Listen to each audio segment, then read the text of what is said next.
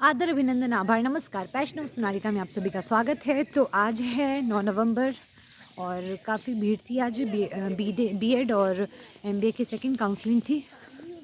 और आज से यूजी पीजी जो इंटीग्रेटेड कोर्स है उसका एडमिशन सॉरी उसका क्लास शुरू हो गया था। तो बस अ, पूरा कैंपस भरा भरा लग रहा था, काफ़ी अच्छा लग रहा था। तो कल कल शाम में भी काफ़ी सारे स्टूडेंट्स मिले क्योंकि आज ऑब्वियसली आज से क्लास स्टार्ट था और काउंसलिंग थी। कुछ की काउंसलिंग थी और यूजी पीजी इंटीग्रेटेड कोर्स का क्लास आज से शुरू था। तो बहुत स्टूडेंट्स मिले। कल शाम में भी बहुत स्टूडेंट मिले और आज भी बहुत स्टूडेंट्स मिले, उनके पेरेंट्स मिले। मतलब काफ़ी अच्छा लगा कि लोग मुझे पहचान रहे हैं। मतलब हाँ, ऑब्वियसली मैं किसी को नहीं जानती हूँ, लेकिन धीरे-धीरे सबसे जान-पहचान हो जाएगा। तो मैं सभी लोगों से ज़्यादा बात नहीं कर पाई। कल तो मैं किसी से बात नहीं कर पाई थी। हाँ, आज मेरी बात काफ़ी लोगों से हुई जिनको हॉस्टल की नीड थी, तो मैंने सजेस्ट कर दिया कि आस-पास अभी तो हॉस्टल अलॉटमेंट हुआ नहीं है, तो हॉस्टल अलॉटमेंट जब तक नहीं होता है, तब तक कोई प्राइवेट हॉस्टल में आप लोग रह सकते हैं। मतलब मेरे से जो हो सका मैंने आप लोगों को बता दिया, बस। तो अभी मैं आ गई हूँ अपने रूम और आज हमारी क्लासेस हुई। लगभग मैं 2 बजे तक एंगेज थी क्लास में और हम वहाँ भी गए जहाँ काउंसलिंग हो रही थी, उनके डॉक्यूमेंट्स वगैरह क्या चाहिए, क्या नहीं चाहिए। तो हम वहाँ भी थे अपने क्लासमेट लोग के साथ और आज एमबीए के फर्स्ट सेमेस्टर की क्लासेस भी हुई थी, जो कैट के थ्रू एडमिशन लिए हैं उनकी।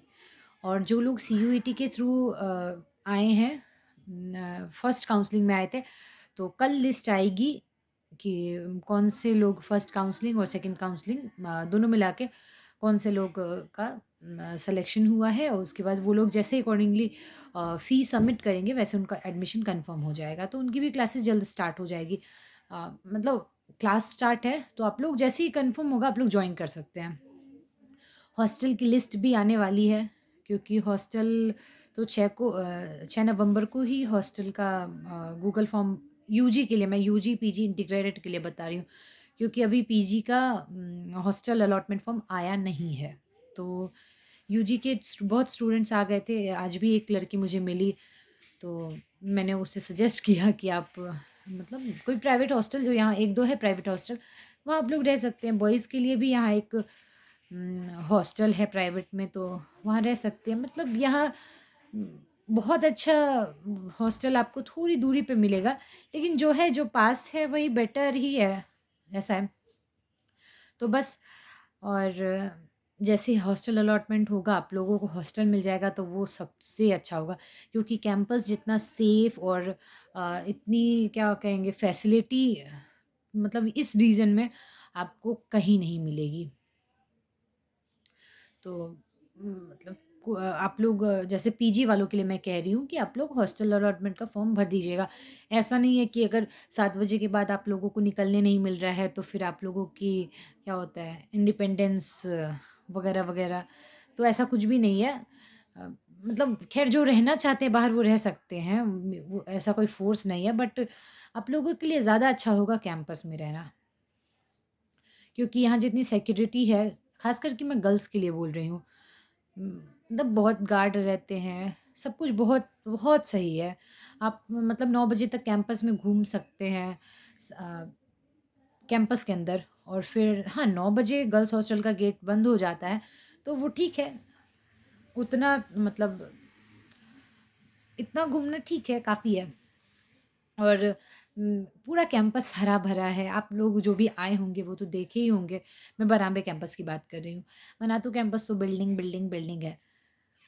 तो उसके लिए कोई बात नहीं है। अभी वहाँ ज़्यादा वहाँ कंस्ट्रक्शन सालों से चल रहा था, अभी तक वहाँ शिफ्ट नहीं किया गया है, लेकिन इस बार बात चल रही है शिफ्टिंग की। तो वहाँ ज़्यादा शॉप वगैरह भी नहीं है, लेकिन जैसे ही लोग वहाँ शिफ्ट होना शुरू होंगे, शॉप अपने आप खुल जाएगा। तो उसके लिए कोई टेंशन नहीं है। ख़ैर जहाँ भी आप लोगों को हॉस्टल दिया जाएगा तो सुविधा फैसिलिटीज़ जिसको कहेंगे वो खुद ही चल के आ जाएगी। तो उसके लिए बिल्कुल टेंशन लेने की ज़रूरत नहीं है। और यहाँ भी हॉस्टल के अंदर बॉयज़ में मतलब बॉयज़ हॉस्टल में बॉयज़ मेस, गर्ल्स हॉस्टल में गर्ल्स मेस, उसके बाद यहाँ के पीएचडी कैंटीन आप लोग वहाँ भी खा सकते हैं। जोहार यहाँ का कैंटीन है, आप वहाँ भी खा सकते हैं। उसके बाद कैंपस से निकलते ही इस तरफ चाची का शॉप है, फिर आगे गुड्डू भैया का शॉप है, इस तरफ विकी भैया, टाइगर भैया, और फिर सामने भी आजकल नूडल्स और एग के आइटम और भूजा वगैरह का स्टॉल लगता है, फ्रूट स्टॉल लगता है, पानी पूरी चाट का स्टॉल लगता है, डोसा, मोमोज़, बर्गर सब कुछ मिलता है।